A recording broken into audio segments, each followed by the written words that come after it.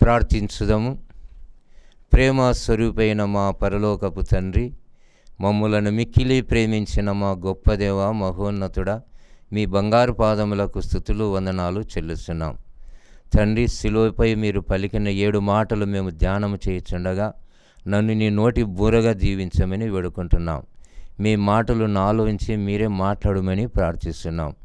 తండ్రి, వినుచున్న ప్రతి బిడ్డను పేరు బిడ్డ దీవించమని, వినగలిగిన చెవులను, గ్రహింపగలిగిన మనస్సు దయచేయమని, మంచి నేలను పడిన విత్తనం ఏ రీతిగా 100 అంతలుగా ఫలిస్తుందో వినుచున్న ప్రతి బిడ్డ వాక్య ప్రకారముడు ఆత్మ ఫలములతో ఫలించే భాగ్యం దయచేయమని, ప్రతి ఒక్కరితో మీరు మాట్లాడి ఘనత మహిమలు పొందుమని యేసు నామమున బ్రతిమాలి వేడుకొనుచున్నాం తండ్రి, ఆమీన్. ప్రభునందు ప్రియమైన వాళ్ళరా, దేవునికి స్తోత్రాలు. ప్రభువైన యేసుక్రీస్తు నామమున మీకందరికీ నా హృదయపూర్వక వందనాలు చెల్లిస్తున్నాం.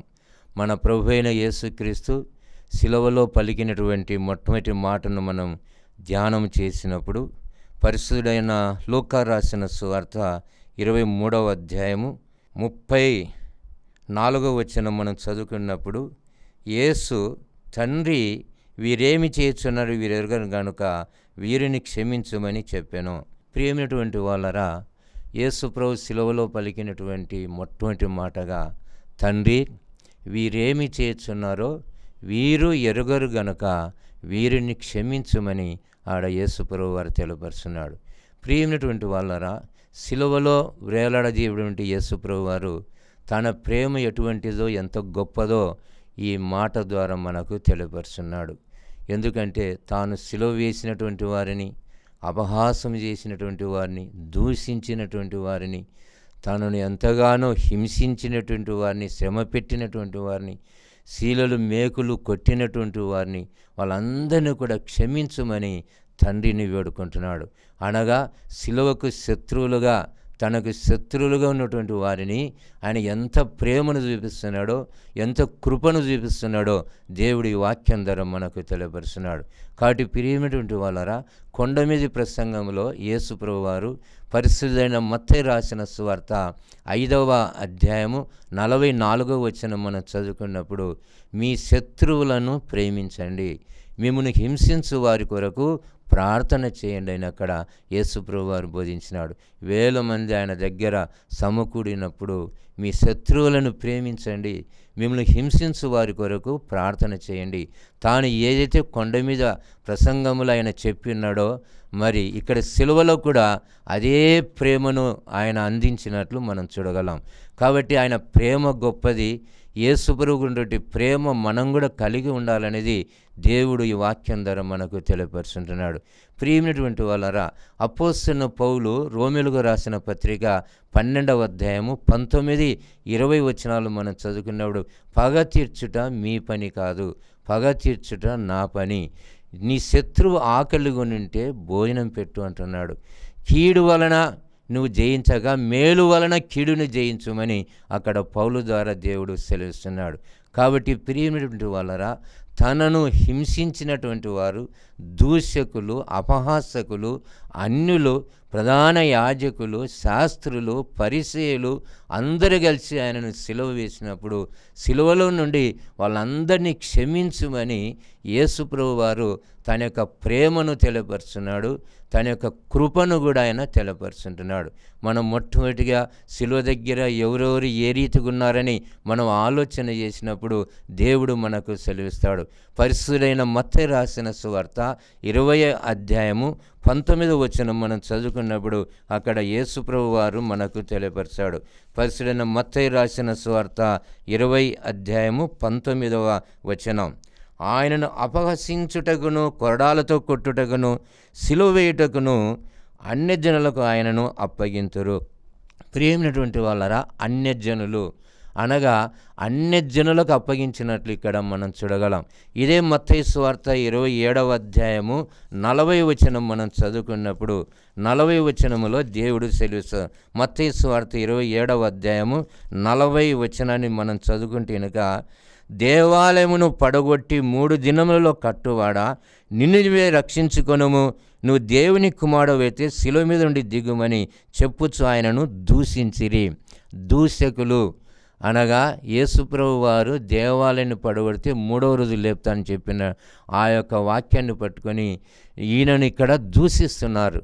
నువ్వు సిలువ నుండి కిందికి దిగి నిన్ను నువ్వు రక్షించుకో అన్నటువంటి ఆ దూషణ అక్కడ పలుకుతున్నారు. ఇంకా దుష్టుల చేత ఆయన సిలువ వేసినట్టు మనం చూడగలం. అపోస్తల కార్యములు 2వ అధ్యాయము 23వ వచనం మనం చదువుకుంటే దుష్టుల చేత ఆయనను సిలువ వేయించిరని రాయబడి ఉంటున్నది.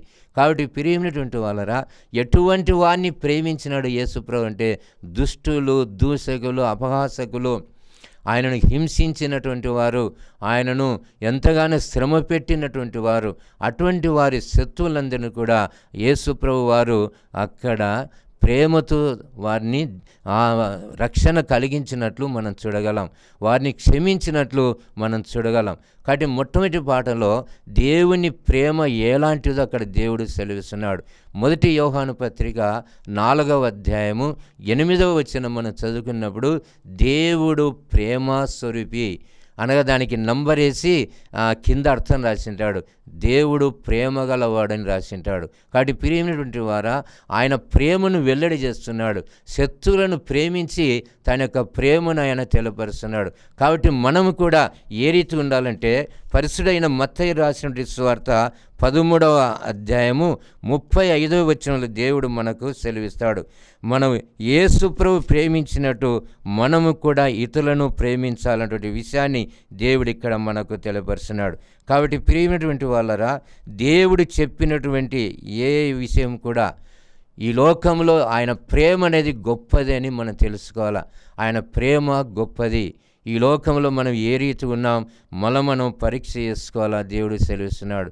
సిలువలో యేసు పలికిన మొట్టమొదటి మాటను మనం జ్ఞాపకం చేసుకుంటూ ఎంతో భయభక్తితో ధ్యానం చేస్తున్నటువంటి ఈ తరుణంలో మనము దేవుని ప్రేమను కలిగి ఉన్నామా? ఇతరులను మనం ప్రేమిస్తున్నామా? నేను ప్రేమించినట్టే మీరు కూడా ఇతరులను ప్రేమించాలి అన్నటువంటి విషయాన్ని దేవుడు తన వాక్యం ద్వారా సెలవిస్తున్నాడు. పరిశుద్ధుడైనటువంటి యోహాను రాసినటువంటి సువార్త 13వ అధ్యాయము 35వ వచనం మనం చదువుకున్నప్పుడు, మీరు ఒకనిడలో ఒకడు ప్రేమ గలవారై ఎడల దీన్ని బట్టి నా శిష్యులని తెలుసుకుందరు.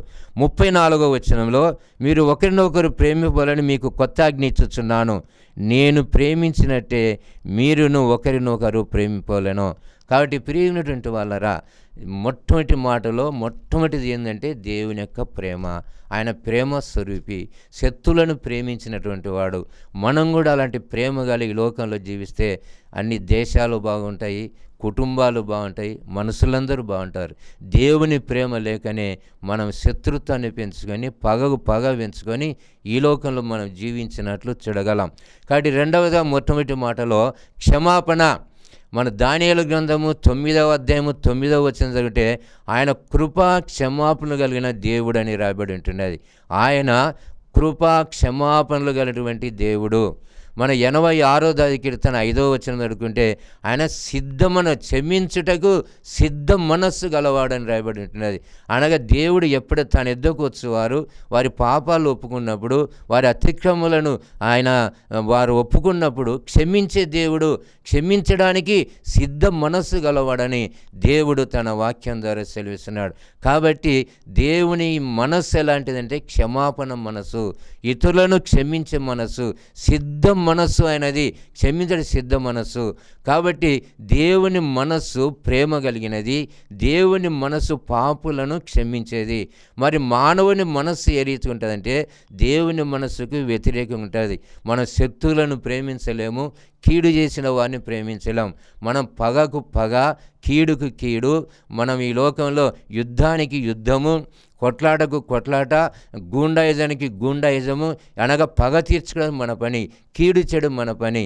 కానీ సైతాన్ మనసు ఏ రీతిగా ఉంటుందంటే మంచివారికి మేలు చేయకుండా కీడు చేయాలి మంచివారికి, అనగా మేలుకు కీడు చేయాలి. అది సైతాను పని, అది సైతాను మనసు. కాబట్టి మొట్టమొదటి పాఠంలో దేవుడు మనకు సెలవిస్తున్నాడు, మనం ఏ రీతిగా ఉండాలంటే దేవుని మనస్సు మనం కలిగి ఉండాలా. ఫిలిప్పీయులకు రాసిన పత్రిక 2వ అధ్యాయం 5వ వచనం మనం కలిగి ఉంటే, క్రీస్తు యేసును కలిగిన ఈ మనస్సు మీరును కలిగి ఉండండి. కాబట్టి ప్రియమైనటువంటి వాళ్ళరా, తండ్రి వీరేమి చేస్తున్నారో వీరు ఎరుగరును గనుక వీరిని క్షమించుమని యేసుప్రభు పలికిన మాటలో మొట్టమొదటి దేవుని ప్రేమ, రెండోది దేవుడు యొక్క క్షమాపణ. మనం కూడా ఆ రీతిగా ఉండాలా. మన పరిశుద్ధ గ్రంథములు చూసినప్పుడు పరిశుద్ధైన మార్కు రాసిన సువార్త 2వ అధ్యాయం 5వ వచనం మనం చదువుకున్నప్పుడు, ఒక పక్షవాయు వాణిని 4 మనుషులు మోసుకొని యేసు దగ్గరికి వచ్చినాడు. యేసు వారి విశ్వాసము చూచి, కుమారుడని పాపములు క్షమించబడి ఉన్నవని అక్కడ యేసుప్రభు వారు పలికిన్నాడు. అప్పుడు అక్కడ ఉన్నటువంటి శాస్త్రులు, పెద్దలు ఆయనను తప్పుబట్టి, క్షమించడానికి ఈయనెవరు, దేవుడే కదా క్షమించేది, ఈయనెవరు క్షమించడానికి అని వారు అనేకమైన ఆలోచనలు కలిగి ఉంటే, ఆ వారి ఆలోచన ఎరిగి యేసుప్రభు వారు మార్కు సువార్త 2వ అధ్యాయం 10వ వచనం చెప్తాడు, భూమి మీద మనిషి కుమారునికి పాపములు క్షమించడకు అధికారము కలదని అక్కడ సెలవిస్తున్నాడు. కాబట్టి క్షమించే దేవుడు సిద్ధ మనసు కలిగిన వాడు క్షమించడానికి. ప్రేమమూర్తి అయిన ప్రేమ స్వరూపి దేవుడు. మనం కూడా మొట్టమొదటి పాఠం ప్రకారం ఆ రీతిగా మనం ఉండాలనేది దేవుడు తన వాక్యం ద్వారా సెలవిస్తున్నాడు. మనము యేసుప్రభు శిలువలో పలికినటువంటి 2వ మాటను మనం ఆలోచన చేసినప్పుడు, పరిశుద్ధుడైన లూకా రాసిన సువార్త 23వ అధ్యాయము 43వ వచనం మనం చదువుకున్నాడు. అందుకు ఆయన వానితో, నేడు నీవు నాతో కూడా పరదేశులుందువని నిత్యము నీతో చెప్పుచున్నాను. నేడు నీవు నాతో కూడా పరదేశులుందువు. ప్రియమైనటువంటి వాళ్ళరా, యేసుప్రభుని సిలువ వేసినప్పుడు ఈ కుడి పక్కన ఒక దొంగను, ఎడమ పక్కన ఒక దొంగను సిలువ వేసినారు. అనగా మధ్యలో యేసుప్రభు వారు ఉంటున్నాడు. ఈ మొట్టమొదటి దొంగ ఏం చేస్తున్నాడంటే, యేసుప్రభువును ఆయన గుర్తించలేదు, యేసుప్రభు ఎవరైనా తెలుసుకోలేదు. యేసు, నీవు నిజంగా దేవుని కుమారుడవు, నీ దేవుడవు అయితే శిలువ నుండి కిందికి దిగు, నిన్ను నువ్వు రక్షించుకో, మమ్మల్ని కూడా రక్షించమని అతడు హేళన చేస్తుంటున్నాడు. కానీ 2వ దొంగ ఏం చేస్తున్నాడంటే, యేసుప్రభువును చూసి మారు మనసు పొందినాడు, పశ్చాత్తాపన్నాడు, కన్నీరు గార్చినాడు. అయ్యో, మేము దొంగలం, మేము పాపులము, మేము ఈ శిక్షకు పాత్రులమే, కానీ ఈయనలో ఏ తప్పు లేదు, ఏ పాపము లేదు. ఈయన రాజ్యము శాశ్వతమైనది, ఈయన రాజ్యము పరలోక రాజ్యం ఈయనది అని తెలుసుకున్నాడు. యేసుప్రభువును ఒక రాజుగా గుర్తించినాడు ఈ యొక్క 2వ దొంగ. కాబట్టి ప్రియమైనటువంటి వాళ్ళారా, దేవుడు సెలవిస్తున్నాడు, ఈయనను యేసుప్రభు వారిని ఒక రాజుగా తెలుసుకున్నాడు. 2వ తన పాపాన్నంతా ఒప్పుకున్నాడు, కన్నీరు గార్చి దుఃఖపడి దేవుని దగ్గర పశ్చాత్తాపన్నాడు. అందుకు, ప్రభువా, నీ రాజ్యములో వచ్చినప్పుడు నన్ను జ్ఞాపకం చేసుకొని మొరపెట్టుకున్నాడు. ఆ దొంగ మారు మనసును బట్టి, అతనిలో ఉన్న పశ్చాత్తాపాన్ని బట్టి, అతని కన్నీటి దుఃఖాన్ని బట్టి యేసుప్రభు వారు అన్నాడు, నేడు నీవు నాతో కూడా పరదేశంలో ఉందువు. కాబట్టి ప్రియమైనటువంటి వాళ్ళరా, 2వ మాట ప్రకారం దేవుడు సెలవిస్తున్నాడు. దేవుడు సర్వాధికారిని మనం తెలుసుకోవాలా. ఒక రాజు అని, రాజులకు రాజని మన యేసుప్రభుని గురించి మనం విశ్వాసం ఉంచాలా. మన పాపాలు మనం ఒప్పుకున్నప్పుడు, మన అతిక్రమలు మనం ఒప్పుకున్నప్పుడు ఆయన క్షమిస్తాడు, ఆయనతో కూడా మనలను ఉంచుతాడు, ఆయన దగ్గర మనం ఉంటామని దేవుడు సెలవిస్తున్నాడు. యేసుప్రభు బోధలలో మనము చూసినప్పుడు మొట్టమొదటిగా ఎవరెవరు ఆయన దగ్గర ఉంటారని మనం ఆలోచన చేస్తే, పరిశుద్ధుడైన యోహాను రాసిన సువార్త 12వ అధ్యాయము 26వ వచనం మనం చదువుకున్నప్పుడు, ఒకడు నన్ను సేవించిన ఎడల నన్ను వెంబడింపవలెను, ఒకడు నన్ను సేవించలా నన్ను వెంబడింపవలెను. నేను ఎక్కడ ఉంటే అక్కడ నా సేవకుడు ఉంటాడు. నా సేవకుడు అంటే యేసువు ఎక్కడ ఉంటాడో ఆ సేవకుడు కూడా అక్కడ ఉంటాడు. రెండోది ఏమంటాడు, నా తండ్రి అతనిని ఘనపరుస్తాడంటాడు. కాబట్టి ప్రియమైనటువంటి వాళ్ళరా, మనము యేసుప్రభు మనకి ఇచ్చటి గొప్ప ధన్యత, ఆధిక్యత ఏంటంటే, దేవుని సేవ చేసినటువంటి వారు, ఆయన పరిచర్య చేసినటువంటి వారు, వారికి ఇచ్చే బహుమానం ఏంది, వారికి ఇచ్చే ధన్యత ఏమిటి మనం ఆలోచన చేస్తే, యేసుప్రభు వారు ఎక్కడ ఉంటే అక్కడ మనం ఉంటాం. అదే పరదేశు, అదే పరలోక రాజ్యము, అదే మనకు దేవుడు ఇచ్చినటువంటి గొప్ప భాగ్యమని మనం తెలుసుకోవాలా. కాబట్టి ఆయన పరిచర్య, ఆయన సేవ చేయాలని మనము తెలుసుకోవాలా. రెండవదిగా మనం చూసినప్పుడు పరిశుద్ధైన యోహాను రాసిన సువార్త 14వ అధ్యాయము మొదటి 2 వచనాలు మనం చదువుకున్నప్పుడు, దేవుని యందు విశ్వాసం ఉంచుచున్నారు, నా యందు విశ్వాసం ఉంచండి. మీ హృదయమును కలవరపడనియొద్దు. మీరు కలవరపడవద్దు. మీ హృదయమును కలవరపడవద్దు. దేవుని యందు విశ్వాసం ఉంచుచున్నారు, నా యందు విశ్వాసం ఉంచండి. నా తండ్రి ఇంటిలో అనేక నివాసములు కలవు, వాటిని సిద్ధపరచడానికి నేను వెళ్ళుచున్నాను. నేనుండు స్థలములో మీరు ఉండులాగున మరల వచ్చి నేను మిమ్మల్ని తీసుకుని పోతాను అనగా, దేవుడు యేసు ప్రభువు ఉన్నటువంటి ఆ స్థలములో మనము కూడా ఉండులాగున యేసు ప్రభు వారంత ధన్యత మనకి ఇచ్చినాడు. ఎంత ధన్యులో మనం! యేసు ప్రభు ఎక్కడ ఉంటే అక్కడ మనం ఉంటాం. యేసు ప్రభు ఉన్నటువంటి స్థలములో మనం ఉంటాం. ఇంకా మనం గొప్ప ఆధిక్యత, ధన్యత ఏంటంటే, ప్రకటన గ్రంథము 3వ అధ్యాయం 21వ వచనం మనం చదువుకున్నప్పుడు, జయించి నేను నా తండ్రి సింహాసనం మీద కూర్చుండిన ప్రకారము జయించు వాని నాతో కూడా నా సింహాసనమందు నా ప్రక్కన కూర్చుండనిచ్చదని అంటాడు. చూడు, మనకి ఎటువంటి స్థానం, ఎంత ఆధిక్యత దేవుడు ఇచ్చినాడంటే, జయించినటువంటి వానిని నేను తండ్రి సింహాసనమందు కూర్చున్న ప్రకారం నా సింహాసనమందు నా పక్కన నాతో కూడా కూర్చుండనిచ్చదనని దేవుడు అక్కడ సెలవిస్తున్నాడు. కాబట్టి ప్రియమైనటువంటి వాళ్ళరా, యేసుని సేవించినటువంటి వారు, యేసునందు విశ్వాసం ఉంచిన వారు, యేసుని వెంబడించిన వారు, యేసు ప్రభువారు ఎక్కడ ఉంటే అక్కడ ఉంటారని దేవుడు సెలవిస్తున్నాడు. ఈ విషయం మనం తెలుసుకోవాలా. సిలువలో ఆయన పలుకుతున్నటువంటి 2వ మాటలో యేసు ప్రభు యొక్క అధికారం మనకు కనపడుతుంది. యేసు ప్రభు యొక్క సర్వాన్న ఔత్యం మనకు కనపడుతుంది. ఎలాంటి దేవుడని మనం ఆలోచన చేసినప్పుడు, ఎప్పుడు విడవనటువంటి దేవుడు మనలను, మన యొక్క బహుమానం ఆయన దగ్గర ఉంది, మనకు ప్రతిఫలం ఆయన దగ్గర ఉన్నది. ఆయన సేవించినప్పుడు, ఆయన ప్రార్థించినప్పుడు, భయభక్తితో మనం ఉన్నప్పుడు ఆయనతో కూడా మనం ఉంటామని దేవుడు తన వాక్యం ద్వారా సెలవిస్తున్నాడు. కాబట్టి మారు మనసు పొంది పశ్చాత్తాపపడి యేసు ప్రభువును గుర్తెరిగినటువంటి ఆ దొంగతో యేసు ప్రభువు, నేడు నీవు నాతో కూడా ఉందువు. పరిశుద్ధ గ్రంథంలో మారు మనసును గురించి 2 విధాలుగా మనం చూడవచ్చు. 2 విధాలు అంటే, సడన్ కన్వర్షన్. దొంగ ఎప్పుడు యేసుని చూడలేదు, సిలువలో మాత్రమే చూసినాడు.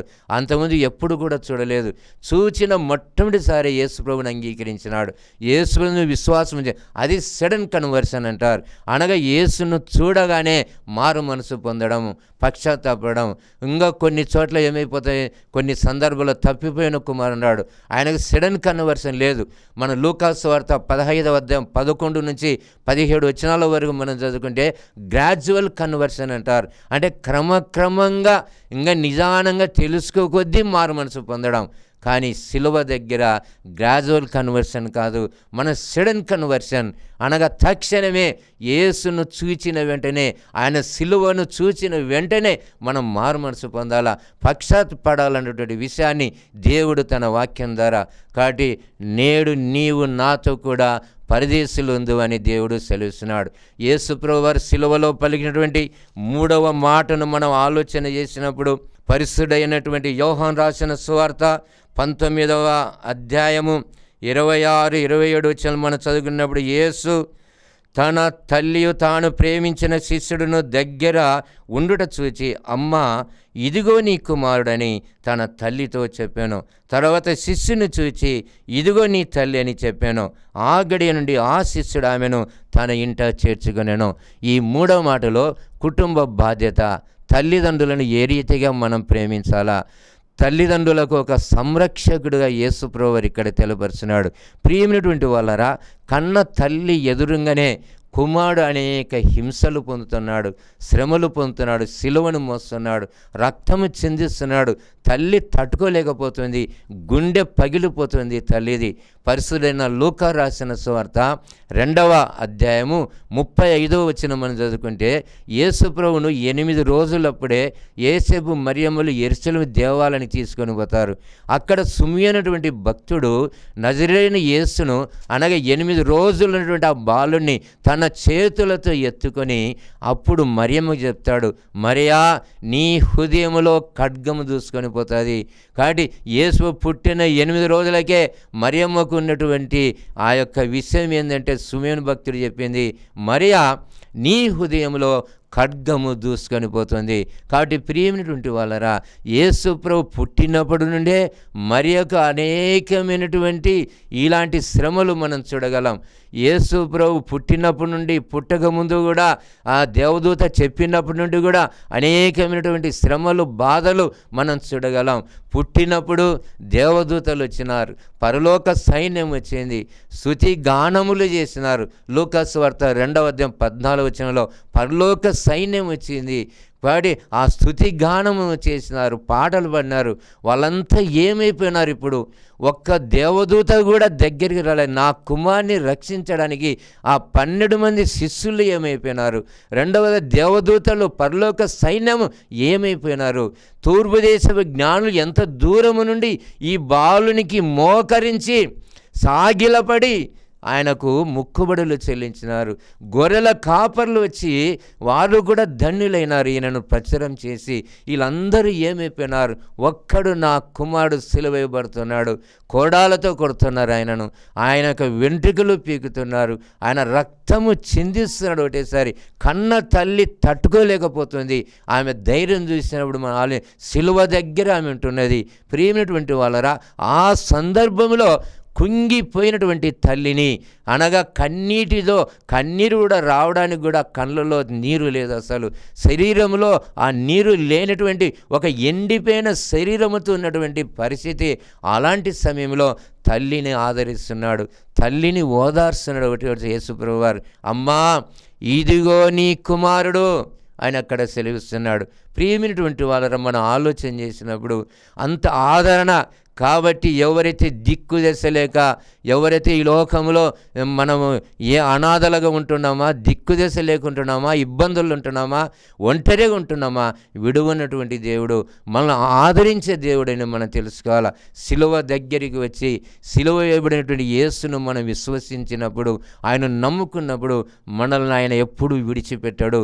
విడువన్నటువంటి దేవుడు ఆయన, మనకు తోడుగా ఉన్నటువంటి దేవుడు అని మనం ఆలోచన చేయాలి. కాబట్టి ప్రియమైనటువంటి వాళ్ళరా, యేసు ప్రభువు వారు అమ్మ ఇదిగో నీ కుమారుడు, ఇదిగో నీ తల్లి అన్నప్పుడు అక్కడ దేవుడు తల్లికి ఇచ్చినటువంటి ఆదరణ ఆమెకి ఎక్కడ కూడా దొరకలేదు. ఆ సిలువలో తాను భూమికి ఆకాశానికి వేలాడదీయబడుతున్నాడు. భూమి ఆకాశానికి మధ్యలో ఉంటున్నాడు. తన రక్తమంతా చిందించినాడు.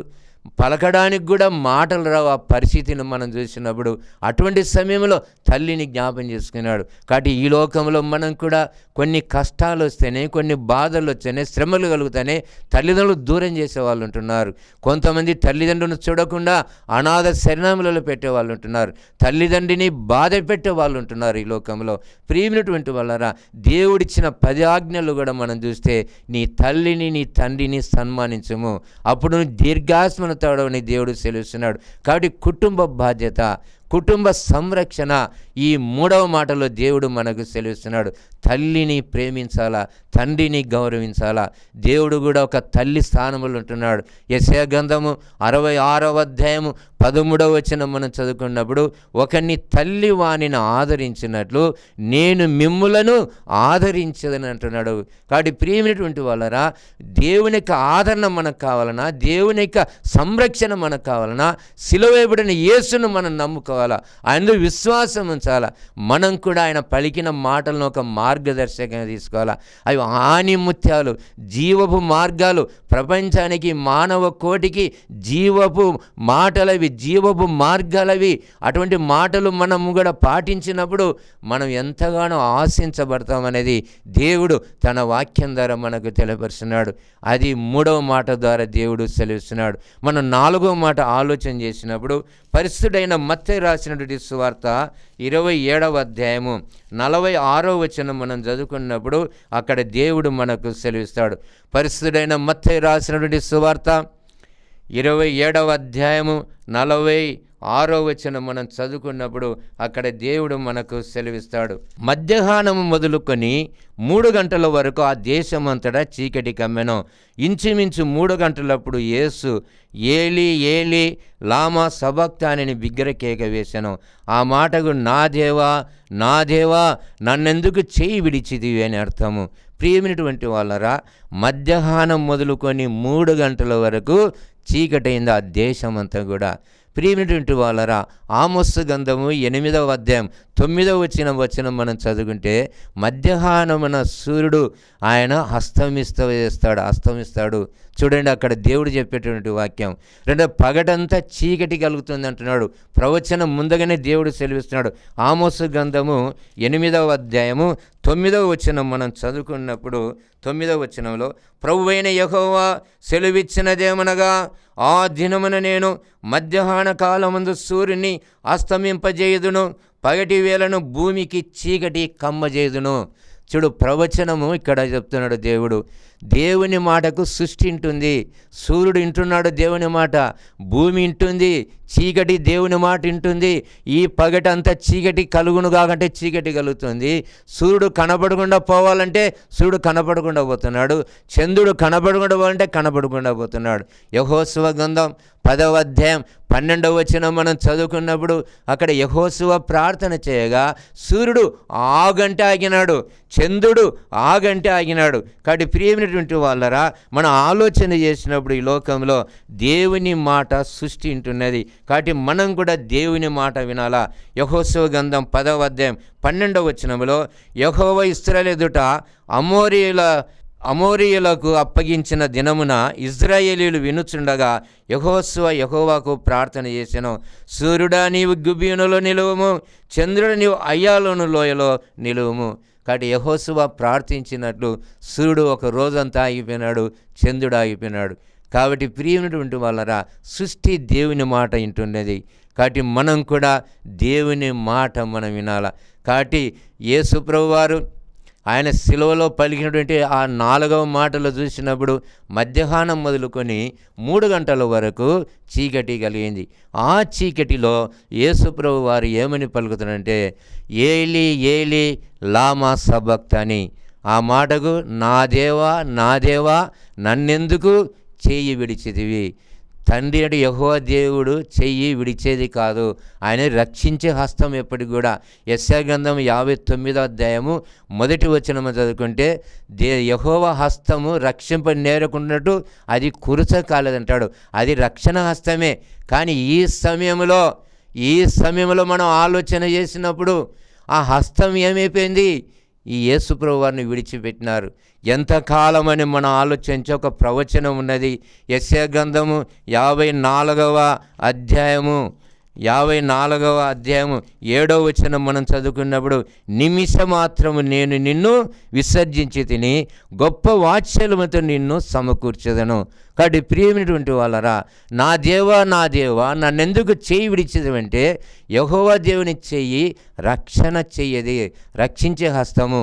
కానీ ఈ యొక్క యెషయా ప్రవక్త ద్వారా ఒక ప్రవచనం దేవుడు అంటాడు, ఒక్క నిమిషమునే నిన్ను విసర్జించి గొప్ప వాత్సల్యముతో నిన్ను సమకూర్చదను. కాబట్టి ప్రియమైనటువంటి వాళ్ళరా, దేవుడు మనకు సెలవిస్తున్నాడు. దేవుడు, నా దేవా నన్నెందుకు చేయి విడిచిదంటే, యేసు ప్రభు వారు సిలువలో పలుకుతున్న 4వ మాటకు మనం ఎందుకు చేయి విడిచిన ఆలోచన చేస్తే, మొట్టమొదటిగా యేసు ప్రభు వారు పాపముగా చేయబడినాడు. 2వ కొరింథీ పత్రిక 5వ అధ్యాయము 21వ వచనం మనం చదువుకున్నప్పుడు, ఎందుకనగా మనం ఆయనందు దేవుని నీతిగున్నట్లు పాపమెరుగని ఆయనకు మన కోసము పాపముగా చేసెను. చూడు, పాపమెరుగని ఆయనలో పాపం ఏమీ లేదు. పరిశుద్ధుడు, నీతిమంతుడు. కానీ పాపుల కొరకు పాపముగా దేవుడు చేస్తున్నాడు, పాపముగా. రెండవదిగా మనం ఆలోచన చేసినప్పుడు యెషయా గ్రంథము 53వ అధ్యాయం 5వ వచనం మనం చదువుకుంటే, మన అతిక్రమలు బట్టి అతడు గాయపరచబడెను, మన దోషం బట్టి నలగొట్టబడెను, మన సమాధానార్థమైన శిక్ష అతని మీద పడెను, అతడు పొందిన దెబ్బల చేత మనకు స్వస్థత కలుగుతున్నది. చూడు ప్రియమైనటువంటి వాళ్ళారా, మన అతిక్రమలు బట్టి ఆయన గాయపరచబడినాడు, మన దోషములు బట్టి నలగొట్టబడినాడు, మన సమాధాన శిక్ష అతని మీద పడింది. కాబట్టి ప్రియమైనటువంటి వాళ్ళారా, దేవుడు సెలవిస్తుంటున్నాడు, మనం ఆలోచన చేసినప్పుడు మనం పొందవలసిన శిక్ష ఆయన మీద వేసుకున్నాడు. అందుకే యోహాన్ అంటాడు, బాప్తిస్మం యోహాన్ సువార్త 1వ అధ్యాయం 29, ఇదిగో లోక పాపమును మోసుకొని పోవు దేవుని గొర్రెపిల్ల. లోక పాపనంతా మోస్తున్నాడు, పాపముగా చేయబడినాడు, కాబట్టి ఈ పాపికి దేవునికి మరీ అడ్డుబండు ఉంటున్నది. ఇంకా డైరెక్ట్ సంబంధం అనేది ఉండదు. కొంత సమయం దేవుడు, తండ్రి అయిన దేవుడు విడిచిపెట్టినట్లు మనం చూడగలం. యెషయా గ్రంథం 59వ అధ్యాయం ఆ మొదటి 2 వచనాలు మనం చదువుకుంటే, మన పాపములే ఆయన ముఖాన్ని మరుగు చేసినాయంట. మన దోషములు మనకు దేవునికి అడ్డంగా వచ్చినాయని దేవుడు సెలవిస్తున్నాడు. కాబట్టి దేవునికి మానవునికి మధ్యన అడ్డుబండగా వచ్చినట్టు వాటిని తొలగించి మానవులను దేవునితో సమాధానపరచడానికే యేసు ప్రభువారు నా దేవా నా దేవా నన్నెందుకు చేయి విడిచితివే అనే మాట పలికి ఉన్నాడని దేవుడు తన వాక్యం ద్వారా సెలవిస్తున్నాడు. కాబట్టి తండ్రికి దేవునికి ఎప్పటికి కూడా సంబంధం ఉన్నది, గొప్ప సహవాసం ఉన్నది. ఎందుకంటే యేసు ప్రభువును గురించి ఒకసారి శిష్యులు అడిగినారు. యోహాను సువార్త 14వ అధ్యాయము, యోహాను సువార్త 14వ అధ్యాయము అక్కడ ఫిలిప్పు అడుగుతాడు 8వ వచనం. అప్పుడు ఫిలిప్పు, ప్రభువా తండ్రి మాకు కనపరచుము, మాకంతే చాలని ఆయనతో చెప్పగా, యేసు ఫిలిప్పు 9వ వచనం, నేనింతకాలం యొద్ద ఉండినను నీవు నన్ను ఎరుగవా, నన్ను చూచిన వాడే తండ్రిని చూచిన గనుక తండ్రిని మాకు కనపరచుమని ఎలా చెప్పుచున్నావు. చూడు ప్రియమైనటువంటి వాళ్ళరా, ఫిలిప్పు యేసు ప్రభువుని అడుగుతున్నాడు, తండ్రిని మాకు కనపరచు అంటున్నాడు. ఫిలిప్పు, నేను ఇంతకాలం మీతో ఉండినను మీరు నన్ను ఎరగలేదా? నేను తండ్రి ఏకమై ఉంటున్నాం. తండ్రి నాలో ఉంటున్నాడు. నా అంతటి నేను ఏ పని చేయడలా తండ్రి నాలుండి పనులు చేస్తున్నాడు, నాలుండి కార్యములు చేస్తుంటున్నాడు. నన్ను చూసిన వాడే తండ్రిని చూసినటువంటి వాడు. అంత గొప్ప సంబంధాన్ని దేవుడు సెలవిస్తున్నాడు. అయితే ఈ సిలువ సమయంలో, ఈ సిలువలో ఆయన పలుకుతున్న మాటలో, నా దేవా నన్నెందుకు చేయి విడిచదు అంటే పాపముకు ఎడబాటైపోయినాడు. ఒక పాపిగా చేయబడినాడు, ఎడబాటైపోయినాడు. 22వ దావీదు కీర్తనలో ఒక ప్రవచనం ఉంటున్నది. మనం ఆలోచన చేసినప్పుడు 22వ దావీదు కీర్తన మొదటి వచనం మనం చదువుకున్నప్పుడు అక్కడ దేవుడు మనకు తెలియపరచాడు. 22వ దావీదు కీర్తన మొదటి వచనంలో, నా దేవా నా దేవా నీవు నన్నేల విడనాడితివి, నన్ను రక్షింపగలను ఆర్చదని వినక నీవేళ దూరముగా ఉన్నావు. చూడండి, నన్ను ఏల విడనాడితివి, నాకు దూరముగా ఉన్నావు, నువ్వు నీవేళ నాకు దూరంగా ఉన్నావు, నా ఆర్తధ్వని నీకు వినబడకుండా, నన్ను రక్షింపకుండా నువ్వు దూరంగా ఉన్నావని అక్కడ ముందే ప్రవచనం నెరవేరుతున్నది. ఆ ప్రవచనం ప్రకారం పడే ఇక్కడ యేసు ప్రభు వారు ఈ మాట పలుకుతున్నట్లు మనం చూడగలం. ఎందుకంటే ప్రవచనాలు నెరవేర్చడానికి ఆయన వచ్చినాడు, లేఖనములు నెరవేర్చడానికి ఆయన వచ్చినాడు, మానవ కోటి రక్షకుడుగా ఆయన వచ్చినాడు, సిలువను మోయడానికి వచ్చినాడు, తన్ను తాను అప్పగించుకోవడానికే యేసు ప్రభు వచ్చినాడు. కాబట్టి ప్రియమైనటువంటి వాళ్ళారా, దేవుడు సెలవిస్తుంటున్నాడు. ఈ యేసు పలికిన 4వ మాటలో, నా దేవా నా దేవా నన్నెందుకు చేయి విడిచిదు అంటే ఈ సిలువలో విడిచిపెట్టి, అంతేగాని తండ్రి కుమారుడు ఒకటిగా అంటున్నారు. త్రిత్వమైనటువంటి దేవుడు, తండ్రి కుమారుడు పరిశుద్ధాత్మ, వాళ్ళని విడిదీయరన్నటువంటి సంబంధం, అది సహవాసం. వాళ్ళు ముగ్గురు కలిసే రక్షణ కార్యం చేస్తారు, ముగ్గురు కలిసి. కానీ ఈ సిలువ సమయంలో ఈయన పాపుల కొరకు పాపుల తరపున నిలబడినాడు, పాపులను రక్షించడానికి మధ్యవర్తి అయిపోయినాడు. ఈ పాపుల పాపనంతా ఆయన మోసినాడు. ఆ శిక్ష అనేది, పాపులు ఎవరైతే శిక్ష వారికి కలుగుతుందో ఆ శిక్షను ఈయన మీద వేసుకున్నాడు. ఈయన మీద వేసుకొని ఈయన పాపులకు రక్షణ మార్గాన్ని కలిగించినాడు. మనం కూడా ఆ రీతిగా ఇతరుల కొరకు జీవించాలని దేవుడు తన వాక్యం ద్వారా సెలవిస్తున్నాడు. మనం 5వ మాటను మనం ఆలోచన చేసినప్పుడు, పరిశుద్ధుడైన యోహాను రాసినటువంటి సువార్త 19వ అధ్యాయము 28వ వచనం మనం చదువుకున్నప్పుడు, అటు తర్వాత సమస్తమున అప్పటికి సమాప్తమైనని యేసెరిగి లేఖనము నెరవేరినట్లు నేను దప్పిగొనుచున్నాను అనేను. ప్రియమైనటువంటి వాళ్ళరా, యేసు ప్రభువు వారు దప్పిగొంటున్నాడు. మనం శారీరకంగా ఆలోచన చేస్తే మరి రాత్రంతా ఆయనను తిప్పినారు. మరి న్యాయస్థానం లాంటిగా పిలాతు దగ్గరికి, హేరోదు దగ్గరికి, రెండవది ఇంకా గవర్నర్ల దగ్గర ఎన్ని చోట్ల ఆయనను విచారణ చేయాలనో ఆ రీతిగా తీసుకుని పోయినారు. తర్వాత ఉదయం 9 గంటలకు సిలువ వేస్తున్నారు. 9 గంటలకు సిలువ వేసి 12 అయింది. 3 గంటల సమయంలో యేసు ప్రభువు మాటలు పలుకుతున్నాడు, నేను దప్పిగొనుచున్నాను. శారీరకంగా మనం చూసినప్పుడు 129వ కీర్తన 3వ వచనం మనం చదువుకుంటే కనుక, దున్నేవారికి నా వీపు మీద దున్నిరి, నా వీపును అప్పగించి తిని వారు చాలా పొడవుగా చేసిరంటున్నాడు. అనగా యేసుప్రభు శ్రమలను మనం చూసినప్పుడు ది ప్యాషన్ ఆఫ్ క్రైస్ట్లో మనం చూడగలం. కళ్ళతో చూడలేం, హృదయంతో మనం చూడలేం.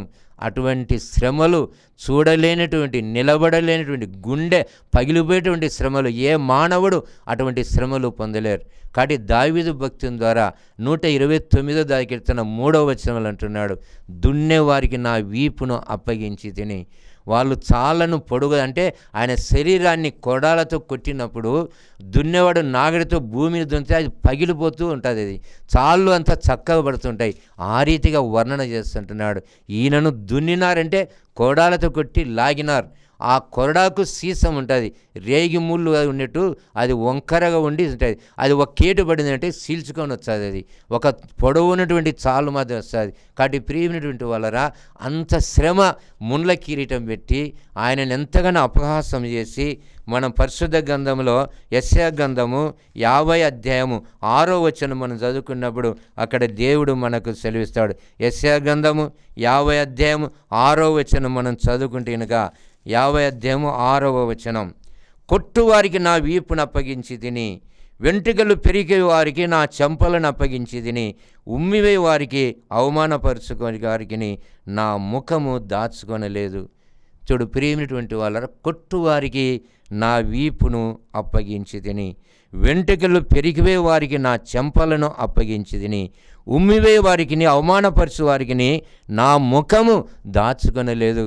అంటే ఇది ప్రవచనం ఏంటంటే దేవుడు ముందుగానే అక్కడ అప్పగించుకున్నాడు. తన శరీరాన్ని, తన ప్రాణాన్ని ఆయన అప్పగించున్నట్లు మనం చూడగలం.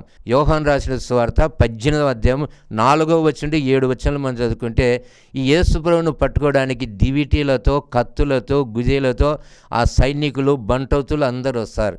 వచ్చిన తర్వాత యేసుప్రభు వారిని చూచి ఆ తోటలో ఈయనే పలకరిస్తాడు. మీరు ఎవరిని వెతుకుతున్నారు అని ఈయనే పలకరిస్తాడు. అప్పుడు వాళ్ళు ఏమంటారు? నజరేయుడైన యేసును మేము వెతుకుతున్నామంటారు. నేనే ఆయనను అంటారు. వారు అక్కడ భూమి తట్టు తిరిగి నేల మీద పడిపోతారు ఒకటేసారి. అనగా చచ్చిన వారిలో పడినట్టు పడిపోతారు. ఎందుకు? ఈయన తనకు తానే అప్పగించుకుంటున్నాడు. వాళ్ళు తిరిగి మళ్ళీ లేచిన తర్వాత యేసుప్రభు, మీరు ఎవరిని వెతుకుతున్నారు అంటే, నజరేయుని నేనే ఆయనను, నేను నన్ను పట్టుకుంటారా లేదా అని తనకు తానే అప్పగించుకున్నాడు. కాబట్టి ప్రియమైనటువంటి వాళ్ళ దేవుడు సెలవిస్తున్నాడు, నేను దప్పిగొనుచున్నానంటే ఆయన తనకు తానే అప్పగించుకున్నాడు. ఆయన తన శరీరాన్ని అప్పగించినాడు, తన ప్రాణాన్ని అప్పగించాడు యేసుప్రభు వారు. మనం ప్రవచనాలు చూసినప్పుడు కూడా మనం చూసినాం. మనం 129 దగ్గర 3వ వచనంలో చూసినాం. యెషయా గ్రంథం 50వ అధ్యాయం 6వ వచనంలో మనం చూసినాం. ఇంకా మనం యెషయా గ్రంథం 53వ అధ్యాయము 10వ వచనం మనం చదువుకున్నప్పుడు, తండ్రి ఇష్టం ఏంటంటే ఈయనలోనే నెరవేరింది. అతన్ని నలుగొట్టుటకు యెహోవాకు ఇష్టమైన, అంటే ఆయన శరీరాన్ని నలగొట్టినారు. మరి అంతకాలం నీళ్లు తాగకుండా ఉండి, ఆహారం తినకుండా ఉంటే, ఈ శరీర శ్రమలను చూసినప్పుడు ఎవరికైనా నీళ్ళ మీదకి ఆశ పోతుంది. కానీ యేసుప్రభు వారి యొక్క దప్పిక ఇది కాదు. ఇంత శ్రమలు పెట్టినా, ఇంత హింసించినా ఆయన నేను దప్పిగొనుచున్నాను ఆయన అడుగుతున్నాడంటే ఏంటి ఆ దప్పిక అని మనం ఆలోచన చేసినప్పుడు వాళ్ళు ఏం చేస్తున్నారు? వాళ్ళు ఆలోచన చేస్తే దావీదు కీర్తనలు 69వ కీర్తన 21వ వచనం మనం చదువుకున్నప్పుడు, వారు చేదును నాకు ఆహారం పెట్టిరి, నాకు దప్పికైనప్పుడు చిరకను తాగనిచ్చిరి. ప్రియమైనటువంటి వాళ్ళ దేవుడు సెలవిస్తున్నాడు, వారు చేదును నాకు ఆహారంగా పెట్టినారు, నాకు దప్పికైనప్పుడు చిరకను నాకు తాగనిచ్చినారు. అంటే ఈయనకు దప్పికెత్తుంటే నీళ్ళు ఇవ్వలేదు, వాళ్ళు చేదునిచ్చినారు, చిరికనిచ్చినారు. అది తాగినటువంటి వారు మూర్ఛపోయి కింద పోయి చనిపోతారు. అటువంటి విషయంతో సమానమైనది ఇది ఒకటేసారి. కాబట్టి ప్రియమైనటువంటి వాళ్ళరా, అటువంటిది కూడా ఆయన తాగి తర్వాత తన ప్రాణం తనకు తానే అప్పగించుకుంటాడు. కాబట్టి ప్రియమైనటువంటి వాళ్ళరా, దేవుడు సెలవిస్తున్నాడు ఏంటి ఆయన దప్పిగా అని మనం ఆలోచన చేస్తే, పరిశుద్ధైన మత్తయి రాసిన సువార్త 25వ అధ్యాయము, మనం పరిశుద్ధ మత్తయి రాసిన సువార్త 25వ అధ్యాయం 35వ వచనం మనం చదువుకున్నప్పుడు, నేను ఆకలిగొంటిని మీరు నాకు భోజనం పెట్టిదిరి, దప్పిగొంటిని నాకు దాహం ఇచ్చిదిరి, పరదేశిని ఉంటే నన్ను చేర్చుకుంటిరి, దిగంబరన ఉంటే నాకు బట్టలు ఇచ్చిదిరి. ప్రియమైనటువంటి వాళ్ళరా, నేను ఆకలిగొంటే నాకు భోజనం పెట్టినారు, నేను దప్పిగొంటే నాకు నీళ్ళు ఇచ్చినారు, దప్పిక తీర్చినారు. ప్రభువా, ఎప్పుడు నువ్వు ఆకలిగొన్నావు? ఎప్పుడు నువ్వు దప్పికొన్నావు, ఎప్పుడు నువ్వు రోగివై ఉన్నావు, ఎప్పుడు నువ్వు పరదేశం వింటున్నావు, ఎప్పుడు నిన్ను చెరసాలకు వచ్చినాం, ఎప్పుడు హాస్పిటల్కి వచ్చినాం, ఎప్పుడు నీకు మీటినాం అంటే 40 వచనంలో దేవుడు సెలవిస్తాడు. మత్తయి సువార్త 25:40 వచనంలో, మిక్కిలి అల్పులైన ఈ నా సహోదరులలో మీరు ఒకనికి చేసిరి కనుక నాకు చేసిరి. కాబట్టి సిలువలో యేసు దప్పిక ఏంటంటే పరిచర్య చేయాలా, ఆయన సువార్తను ప్రకటించాలా, ఆయన కొరకు మనం జీవించాలా. నలిగిపోయినటువంటి వారు, బీదవారు, రోగులు, కష్టాలున్నటువంటి వారు, బంధింపబడినటువంటి వారు, వాళ్ళకందరికీ విడుదల చేయాలా, ఆ రక్షణ కార్యం సాగించాలా, పరిచర్య చేయాలన్నటువంటి విషయంలో అక్కడ దేవుడు నేను దప్పిగొనుచున్నానని అక్కడ యేసుప్రభువు వారు సెలవిస్తున్నాడు. ఇంకొక సందర్భంలో మనం ఆలోచన చేసినప్పుడు పరిశుద్ధుడైన యోహాను రాసిన సువార్త 4వ అధ్యాయము 7వ వచనం మనం చదువుకున్నప్పుడు అక్కడ దేవుడు సెలవిస్తాడు. యోహాను సువార్త 4వ అధ్యాయం 7వ వచనంలో, సమస్త్రీ ఒకటి నీళ్లు చేదుగుటకు అక్కడికి రాగా యేసు నాకు దాహమునికిమ్మని ఆమెను అడిగాను, నాకు దాహం ఇమ్మని. ప్రియమైనటువంటి వాళ్ళరా, ఆమె ఏం చెప్పింది? యూదుడవైన నీవు సమరయ స్త్రీ అని నాకు ఏమైనా సాంగత్యం ఉన్నదా? అంటే యూదులకు సమయంలోకి సరిపోదు, నీ ఏ విధంగా దాహం అడుగుతున్నావు అని యేసుప్రభుని తిరిగి మాట్లాడింది. అది యేసుప్రభు ఏమన్నాడు?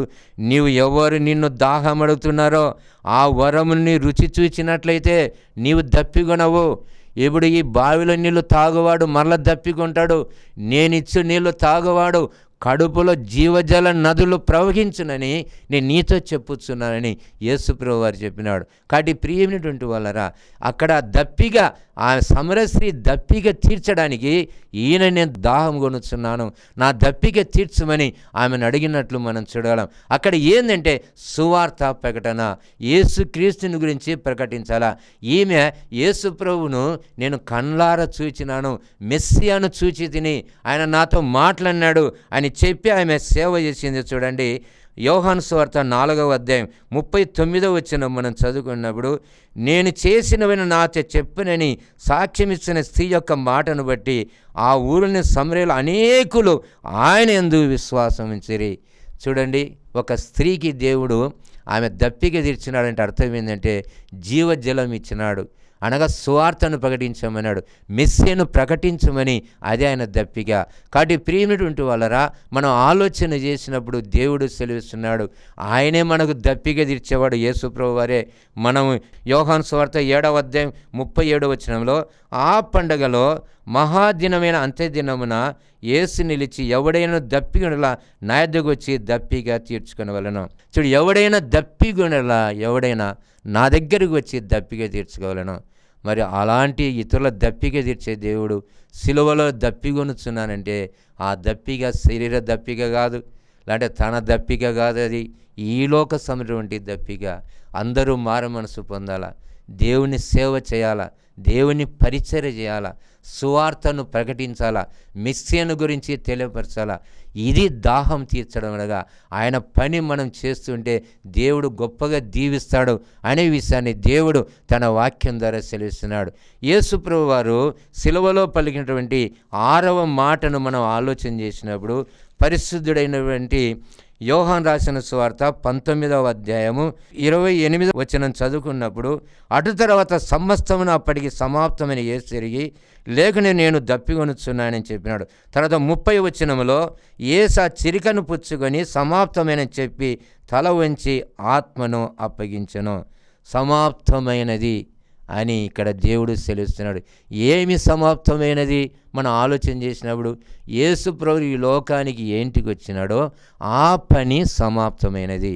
మనం పరిశుద్ధుడైన లూకా రాసిన సువార్త 19వ అధ్యాయం 10వ వచనం మనం చదువుకున్నప్పుడు, నశించిన దానిని వెదికి రక్షించుటకు మనుష్య కుమారుడు ఈ లోకానికి వచ్చినాడు. కాబట్టి ఈ లోకానికి వచ్చింది నశించిన వారిని రక్షించడానికి. ఆ రక్షణ కార్యం అనేది అది సంపూర్ణమైనది, అది నెరవేరిందని యేసుప్రభు వారు తెలియపరుస్తున్నాడు.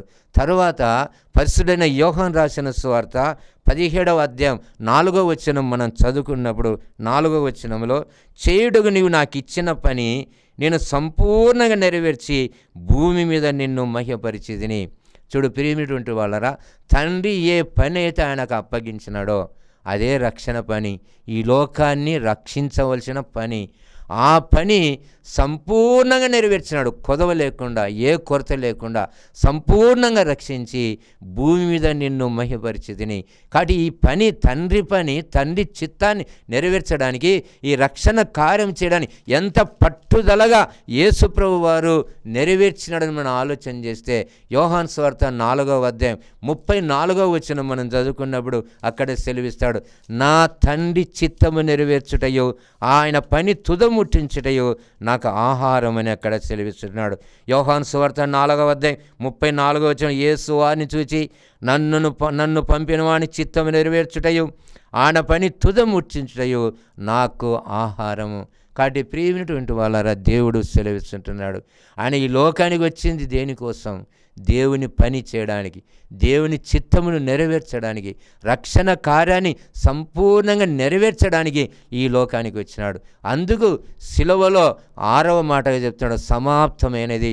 అంటే నేను వచ్చిన పని సమాప్తమైనది, నీవు నాకు అప్పగించిన పని సమాప్తమైనది. కాబట్టి మనకిచ్చినటువంటి పనిని మనం కూడా సంపూర్ణంగా నెరవేర్చాలా.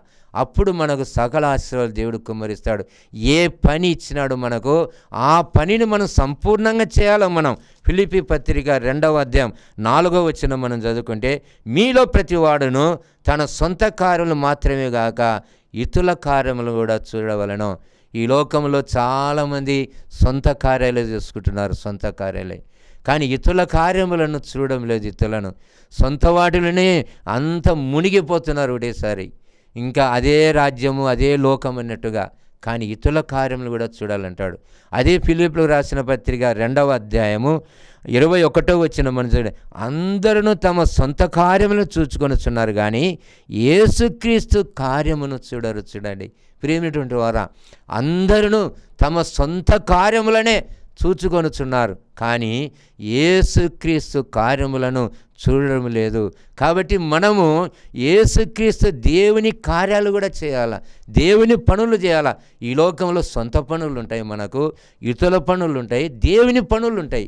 ఈ 3 రీతిలో పనులు చేయాలి. మనం ఈ 3 రీతిలుగా మనము సమర్పణ చేసుకోవాలి. మన సొంత పనులు మాత్రమే చేసుకుంటే ఏం ఆశీర్వాదాలు. మనం ఆలోచన ఫిలిప్పీ పత్రిక 3వ అధ్యాయం 19 వారి కడుపే వారి దేవుడు అంటే వాళ్ళ పనులన్నీ వారి కడుపుకేగా. నా పానమ తినుము తాగము సుఖించుము నాశనమే వారెంతో మందికే. ఈ లోక సంబంధంగా వారు మాత్రమే సుఖపడి, వారు మాత్రమే ఆనందించి, వారి పనులు మాత్రమే చేసుకొని ఇతరులను పట్టించుకోకుండా, దేవుని పని చేయకుండా ఈ లోకంలో జీవించే వారికి ఎప్పటికీ ఆశీర్వాదాలు ఉండవని దేవుడు సెలవిస్తున్నాడు. దేవుని పని చేయడానికి యేసుప్రభు వారు ముందుగానే చిన్న వయస్సు నుండే ఆయన సమర్పించుకున్నట్లు మనం చూడగలం. చూడండి, పరిశుద్ధైన లూకా రాసిన సువార్త 2వ అధ్యాయము, లూకా సువార్త 2వ అధ్యాయము 49వ వచనం మనం చదువుకున్నప్పుడు, యేసుప్రభు వారు 12 సంవత్సరాల ప్రాయంలో యెరూషలేముకు వచ్చినాడు. పస్కా పండుగ సమయంలో యేసేపు మరియమ్మలు యేసుప్రభుని తీసుకొని వచ్చినప్పుడు తిరిగి వెళ్ళే సమయంలో యేసుప్రభు కనపడలేదు. వారు ఎక్కడెక్కడ వెతికినారు? నిలవైనటువంటి వారంటే తెలిసిన వారిలో వెతికినారు. తర్వాత ఎక్కడెక్కడ మార్కెట్ ఉన్నదో, ఎక్కడెక్కడ సందడి జరుగుతున్నదో అక్కడంతా కూడా వెతికినారు. ఎక్కడ కూడా కనపడలేదు. ఎక్కడ కనబడినప్పుడు చివరికి వాళ్ళు ఏం చేశారు? తిరిగి మళ్ళీ యెరూషలేముకి వచ్చి వాళ్ళు దేవాలయంలో చూసినారు. దేవాలయంలో చూసినప్పుడు అక్కడ యేసుప్రభు వారు చూసి చూడండి ఆశ్చర్యంగా, మనం మొట్టమొదటిగా 47వ వచనం చదువుకుంటే, ఆయన మాటలు వినిన వారందరూ ఆయన ప్రజ్ఞకును పత్తుదరను విస్మయం పొందిరి. 48వ వచనం, ఆయన తల్లిదండ్రులు ఆయన చూచి మిక్కిలి ఆశ్చర్యపరుడి. ఆయన తల్లి, కుమారుడా మమ్మల్ని ఎందుకు ఇలా చేసిదివి? ఇదిగో నీ తండ్రియు నేను దుఃఖపడుచు నిన్ను వెదకుచుంటామని ఆయనతో చెప్పగా, చూడండి, కుమారుడా నీ తండ్రి నేను వెతుకుచుంటిమి, నిన్ను కనుగొనాలను కనబడనందుకు ఎంత దుఃఖపడినా మేము, ఎంత చిందించినాం అన్నప్పుడు ఈ 49వ వచనంలో యేసుప్రభు వారు చెప్తున్నాడు, మీరేలా నన్ను వెతుకుచుంటిరి? నేను నా తండ్రి పనులు ఉండవాలని మీరు ఎరగరా? అంటే మీరు తెలుసుకోండి. కాబట్టి చిన్న వయసు నుండే దేవుని పనిలో ఉంటున్నాడు యేసుప్రభు వారు. ఆయన 30 ఏళ్ళ వరకు తల్లిదండ్రులకు లోబడినప్పటికీ 30 తర్వాత 33 అంటే 3.5 సంవత్సరం అంత దేవుని పనే, అంత దేవుని కార్యాలు, దేవుని చిత్తము నెరవేర్చాలి, దేవుని కార్యాలు నెరవేర్చాలి, దేవుని మహిమపరచాలి, దేవుని ఘనపరచాలని యేసు ప్రభువు వారు అక్కడ చేసింటాడు. కాబట్టి ప్రియమైనటువంటి వాళ్ళారా, దేవుడు సెలవిస్తున్నాడు. దేవుడు మనం కూడా మన పనులే కాకుండా దేవుని పని చేయాలా, సాధ్యమైనంత ఇతరుల పని కూడా మనం చేయాలా. అప్పుడు దేవుడు గొప్పగా ఆశీర్వదిస్తాడు. అలాంటి మనస్సు మనకు కలిగి ఉండాలి, అలాంటి సమర్పణ జీవితం మనకు ఉండాలని దేవుడు తన వాక్యం ద్వారా సెలవిస్తున్నాడు.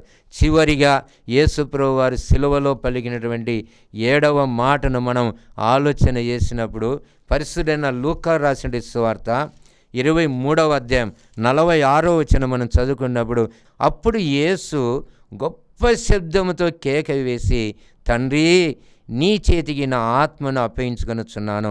ఆయన ఇలాగు చెప్పి ప్రాణము విడిచెను. కాబట్టి ప్రియమైనటువంటి వాళ్ళరా, యేసు గొప్ప శబ్దముతో ఆయన పలుకుతున్నాడు. ఏమని పలుకుతున్నాడంటే, తండ్రి, నీ చేతికి నా ఆత్మను అప్పగిస్తుంటున్నాను. ఆత్మ అనేది మామూలుగా దేవుని వాక్య ప్రకారమడి ప్రసంగి గ్రంథం 12:7 వచనంలో, ఆత్మ దాన్ని దయచేసిన దేవుని యొద్దకు వెళుతుంది. మన్నైనది ఈ దేహము మట్టిలోకి పోతుంది, ఆత్మ దాన్ని దయచేసిన దేవుని యొద్దకే పోతుంది. కాబట్టి ప్రియమైనటువంటి వాళ్ళరా, యేసు సిలువలో ఈ ఆత్మ అనగా తన యొక్క ఆత్మను నేను అప్పగిస్తున్నానని చెప్తున్నాడు. అప్పగించి తన ప్రాణం విడిచిపెట్టినాడంటే తనకున్నటువంటి ఒక అధికారం, తండ్రితో ఉన్నటువంటి సహవాసం. మొట్టమొదటి మాటలో తండ్రి అని మొదలుపెట్టినాడు, ఈ చివరి మాటలు కూడా తండ్రి అనే ముగిస్తున్నాడు ఒకటేసారి. తండ్రికి ఈయనకున్నటువంటి సంబంధాన్ని, ఆ సహవాసాన్ని, ఆ ప్రేమను గురించి ఇక్కడ తెలపరుస్తున్నాడు. ఎందుకంటే తండ్రి, నీ చేతికి నా ఆత్మను అప్పగిస్తున్నాను. ప్రియమైనటువంటి వాళ్ళరా, మనం పరిశుద్ధ గ్రంథంలో ఆలోచన చేసినప్పుడు తండ్రి చేయి ఎలాంటిది అని మనం ఆలోచన చేస్తే, పరిశుద్ధని యోహాను రాసిన సువార్త 10వ అధ్యాయము 29వ వచనం మనం చదివినాడు, వాటి నాకు ఇచ్చిన నా తండ్రి అందరికంటే గొప్పవాడు గనుక నా తండ్రి చేతి నుండి ఎవడనూ వాటిని అపహరింపలేడు. చూడు, యేసు ప్రభువు గారికి తండ్రి హస్తము తెలుసు బాగా. ఎలాంటిదైన హస్తం అంటే, ఆయన చేతిలో ఉన్నదాన్ని ఎవరు అపహరింపలేరు, అంటే ఎవరు దొంగిలించలేరు, ఎవరు తీసుకోలేరు. ఆయన హస్తం అలాంటిది. ఆయనది రక్షణ హస్తమైనది, ఆయనది రక్షణ హస్తము అయినది. అనగా యెషయా గ్రంథం 59:1 వచనంలో, రక్షింప నేరక ఉండునట్లు యెహోవా హస్తము కురుచగాలేదు, ఆయన హస్తం ఎప్పుడు చాచి ఉంటుంది. ఇది యేసుప్రభు వారికి బాగా తెలుసు. తండ్రి యొక్క చేయి ఎలాంటిదో యేసుప్రభు వారికి బాగా తెలుసు. కాబట్టి ప్రియమైనటువంటి వాళ్ళరా, నా ఆత్మను నీ చేతికి నేను అప్పగిస్తున్నాడు. యేసుప్రభు చేయి కూడా రక్షణ హస్తమని ఆలోచన చేసినాడు. పరిశుద్ధ మత్తయి రాసిన సువార్త 14వ అధ్యాయము 31వ వచనం మనం చదువుకున్నప్పుడు అక్కడ దేవుడు సెలవిస్తాడు. ఆ ముందు జరిగిన సందర్భం మనం ఆలోచన చేసినప్పుడు, యేసుప్రభు సముద్రం నడుస్తూ వస్తుంటే పేతురు అడుగుతాడు, ప్రభువా, నేను కూడా ఈ నీళ్ళ మీద నడవడానికి, ఈ సముద్రం నడవడానికి నాకు కూడా సెలవిము ప్రభువా అని అక్కడ పేతురు అడుగుతాడు. పేతురు అన్నప్పుడు యేసు అన్నాడు, కమాన్ పేతురు, నడువు నువ్వు అంటాడు. నడుస్తూ ఆయన ఏం చేసినాడు, గాలిని చూసినాడు. గాలిని చూసి సముద్రంలో మునిగిపోతున్నాడు. మునిగిపోయేటప్పుడు యేసు ప్రభువా నన్ను రక్షించని కేకలేసినాడు. అప్పుడు ఈయన హస్తము చాపినాడు యేసు ప్రభువారు. తన యొక్క హస్తము చాపి ఆ పేతురు చెయ్యి పట్టుకొని పైకెత్తినాడు. సముద్రం నుండి నీళ్ళ నుండి పైకెత్తినాడు. ఇది రక్షణ హస్తం. రెండవదిగా మనం ఆలోచన చేసినప్పుడు, పరిశుద్ధ లూకా రాసిన సువార్త 7వ అధ్యాయము మనం ఆలోచన చేస్తే 7వ అధ్యాయము 13వ వచనం మనం చదువుకున్నప్పుడు, ప్రభు ఆమెను చూచి ఆమె యందు కనికర వేడవద్దని చెప్పి దగ్గరకు వచ్చి పాడెను ముట్టగా మోయిచున్న వారు నిలిచిరి. పాడ మీద ఉన్నటువంటి చనిపోయిన వాడు లేచి కూర్చున్నాడు. చూడు, దేవుని యేసు హస్తం కూడా ఎలాంటిది మనం ఆలోచన చేసినప్పుడు, సముద్రంలో మునిగిపోతూ ఉన్నటువంటి పేతురును పైకెత్తినటువంటి దేవుడు తన హస్తము చాచి. ఇక్కడ భూస్థాపనకు వెళుతున్నారు. ఓ విధవరాలమే, ఆమెకు దిక్కుదశ లేరు, ఆమెకు పాడ మీద పెట్టినారు. ఒక్కడే కుమారుడు, యవనస్తుడు, చనిపోయినాడు అతడు. ఆ పాడ ఎదురుంగొస్తుంటే యేసుప్రభు వారు పక్కకు వెళ్ళా, ఆ పాడ దగ్గరికి వెళ్ళి ఆ పాడను ముట్టినాడు. ముట్టినప్పుడు మోయిచున్న వారు నిలబడినారు. ఆ పాడ మీద ఉన్నటువంటి డెడ్ బాడీతో ఉన్నటువంటి యవనస్తుడు తిరిగి ప్రాణం వచ్చింది అతనికి, లేచి కూర్చున్నాడు. ప్రియమైనటువంటి వాళ్ళరా, కన్నీటితోటి ఆమె కన్నీరు తుడిచినాడు. దుఃఖముటువంటి ఆమెకు దుఃఖం నుండి, బాధ నుండి తీసివేసినాడు. ధైర్యాన్ని ఇచ్చినాడు, విశ్వాసంలో బలపరిచినాడు దేవుడు. కాబట్టి ప్రియమైనటువంటి వాళ్ళరా, తండ్రి నీ చేతికి నా యొక్క ఆత్మను అప్పగిస్తున్నాను అంటున్నాడు ఒకటేసారి. ఎందుకనగా తండ్రి చెయ్యి రక్షణ హస్తం, అది రక్షించే హస్తం. అది ఎవరు ఆయన హస్తంలో నుండి తీసుకొని పోలేరు. తండ్రికి యేసునుడండి ఆ ప్రేమ సహవాసాన్ని గురించి చెప్తున్నాడు. మన స్టెఫను గురించి ఆలోచన చేస్తేనగా అపొస్తలుల కార్యములు 7వ అధ్యాయంలో స్టెఫను కూడా దేవునికి మొరపెట్టుకుంటాడు, దేవునికి ప్రార్థన చేస్తాడు, మొరపెట్టుకుంటాడు. మనం ఆలోచన చేస్తే 7వ అధ్యాయము 59వ వచనం మనం చదువుకున్నప్పుడు ఆ ప్రభువును గురించి మొరపెట్టుచు, యేసు ప్రభువా నా ఆత్మను చేర్చుకొని స్టెఫను పలుకుచుండగా వారు అతన్ని రాళ్లతో కొట్టిరి. ప్రియమైనటువంటి వాళ్ళరా, ఈ సందర్భాన్ని మనం ఆలోచన చేసినప్పుడు ఈ అపొస్తలుల 7వ అధ్యాయం 54వ వచనంలో వారి మాటలు విని కోపం మండిపడి అతన్ని చూచి పండ్లు కొరికిరి.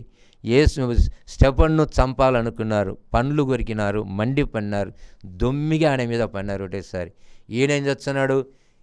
ఆకాశం తెరవబడటయు, అక్కడ సృష్టికర్త తండ్రి అయిన దేవుణ్ణి చూస్తున్నాను, ఆయన కుడిపార్శ్వ నిలుచున్నట్టు యేసు ప్రభువుని నేను చూస్తున్నాను అని చెప్పినప్పుడు ఈయన చంపాలనుకున్నారు. అయితే ఈయన దేవునికి సమర్పణ చేసుకున్నాడు. ఈ లోకంలో ఉండేదానికంటే దేవుని దగ్గరికి పోయేదే మేలు. దేవుని కళ్ళారా చూస్తున్నాడు, యేసుప్రభును కళ్ళారా చూస్తున్నాడు. యేసుప్రభువా నా ఆత్మను నీ దగ్గర చేర్చుకో, ఖచ్చితంగా నీ దగ్గర అని చెప్పి ప్రాణం విడిచినాడు దేవుడు స్టెఫను కూడా. కాబట్టి ప్రియమైనటువంటి వాళ్ళ దేవుడు సెలవిస్తున్నాడు, మనకు శరీరము ఆత్మ అని 2 ఉంటున్నాయి. మనం చనిపోయినప్పుడు ఆత్మ వేరైపోతుంది, శరీరం వేరైపోతుంది. అది ఆత్మ దేవుడు ఇచ్చినాడు కాబట్టి దేవుని దగ్గరికి ఆత్మ పోతుంది. శరీరం అనేది భూమిలోండి అది తీయబడింది కాబట్టి అది భూమిలోనికి వెళుతుంది. కాబట్టి ఆత్మకు దేవుడు మళ్ళీ తిరిగి ఒక నూతన జీవితాన్ని, నా పరలోకపు రాజ్యపు జన్మమును దేవుడు అనుగ్రహిస్తాడు. కాబట్టి ఏ రీతిగా మనం ఉంటున్నాం ఆలోచన చేయాలా. యేసుప్రభు వారు పలికినటువంటి 7 మాటలు, శిలువ ధ్యానం, 7 మార్గాలు, 7 జీవపు మార్గాలు, మానవ కోటికి ఏ రీతిగా మనం ముందుకెళ్లాలనో నడిపించేటటువంటి ఆత్మీయటువంటి మాటలు మనం ధ్యానం చేస్తున్నప్పుడు ఒక్కొక్క మాటను మనం జ్ఞాపం చేసుకోవాలా. ఒక్కొక్క మాటను ఫస్ట్ తండ్రితోనే ప్రారంభం చేసినాడు. ముందు దేవుని ప్రేమ, మనం కూడా అలాంటి ప్రేమ కలిగి ఉండాలా. దేవునికి క్షమించే మనస్సు అది, అలాంటి మనస్సు మనం కూడా కలిగి ఉంటున్నాలా. రెండోది, నీవు నాతో కూడా పరదేశులు ఉంటావు అన్నాడు. అంటే పరదేశికైనా పరలోక రాజ్యానికైనా రాజు యేసు ప్రభు వారు. ఆయన తెలుసుకోవాలి, ఆయన గుర్తుపట్టాలో మనం. ఆయనే విమోచకుడు, ఆయనే రక్షించేవాడు. అప్పటికప్పుడే సడన్ కన్వర్షన్ ఆ యొక్క 2వ దొంగకు జరిగినట్లు మనం చూడగలం. మూడవదిగా మన కుటుంబాలకు ఆదరణ, మన కుటుంబాలకు సంరక్షణ దేవుడే, యేసు ప్రభువరే. తల్లిదండ్రులు లేరా, అన్నదమ్ముల ఎవ్వరు లేరా, మనకు విడిచిపెట్టినారా, దూరమై ఉంటున్నారా? ఆదరించే దేవుడు, మన దగ్గర ఉన్నటువంటి దేవుడని మనం తెలుసుకోవాలని దేవుడు తన వాక్యం ద్వారా సెలవిస్తున్నాడు. ఎవరిని విడిచిపెట్టడు దేవుడు. ఆయన దప్పిగున్నది మన కోసం. సమాప్తమైన అన్ని సమాప్తం చేసినాడు ఆయన. ఏది కూడా ఆయన కూడా అసంపూర్ణ లేదు, అన్ని సమర్పణ చేసినాడు. తన ఆత్మను దేవుని చేతికి ఇచ్చినాడు. ఆయన దేవుని రాజ్యంలో యెహోవా దేవుని యొక్క కుడిపార్శ్వమున ఆయన ఉన్నాడు. కాబట్టి మనం కూడా ఈ 7 మాటలు ధ్యానం చేసి 7 మాటల ప్రకారం మనం జీవించినట్లయితే దేవుడు మనలను, మన యొక్క సంఘములను, ఈ యొక్క రాష్ట్రాన్ని, దేశాన్ని, ప్రపంచాన్ని అందరినీ దేవుడు దీవించి తన బిడ్డలుగా వర్ధిల్లింపజేస్తాడు. ఈ కొద్ది వాక్యము దేవుడు దీవించి ఆశీర్వదించునుగాక. ఆమేన్. ప్రార్థించుదాము. కరుణాభరితుడైన మా పరలోకపు తండ్రి, మమ్ములను మిక్కిలై ప్రేమించిన మా గొప్ప దేవ, మహోన్నతుడా, మీ బంగారు పాదములకు స్తుతులు వందనాలు చెల్లిస్తున్నాం తండ్రి. నీవు శిలువలో పలికినటువంటి ఆ 7 మాటలు ధ్యానం చేసుకోవడానికి ఇచ్చిన భాగ్యం కొరకు వందనాలు తండ్రి. మరి మేము ఏ రీతిగా జీవిస్తున్నామో మమ్మల్ని మేము పరీక్ష చేసుకొని ఆ 7 మాటలు మా హృదయంలో ఉంచుకొని, మా మనస్సులో ఉంచుకొని ప్రభువా, 7 మాటల ప్రకారం మేము కూడా జీవించి ప్రభువా నిన్ను మహిమపరిచే బిడ్డలుగా ఆశించమని వేడుకుంటున్నాం తండ్రి. ప్రార్థన టీవీ ద్వారా వినుచున్న ప్రతి బిడ్డని దీవించినైనా, ఇంకా వినకున్నటువంటి బిడ్డలందరినీ దీవించండి. ఈ లోకాన్నంతా దీవించి నీ ప్రేమతో నింపునైనా, పాపులెడల మీ క్షమాపణ దయచండి, మీ దయా కణిక్రములు కుమ్మరించినైనా, మా అందరి ద్వారా మీరే ఘనత మహిమలు పొందుమని నజరేయుడైన యేసు నామమున ఈ విన్నపములు నీకు సమర్పిస్తూ బతిమాలి వేడుకొనుచున్నాము తండ్రి. ఆమేన్. మన ప్రభువైన యేసుక్రీస్తు కృప, తండ్రి అయిన దేవుని ప్రేమ, పరిశుద్ధాత్మక అన్నున్న సహవాసము ఇక చేన మనకు, యేసువన ప్రతి బిడ్డకు, మన ఇల్లు, మన కుటుంబాలకు, మన సంఘమంతటికి, సర్వలోకానికి ఇప్పుడెల్లప్పుడు సదాకాలము తోడయుండునుగాక. ఆమీన్.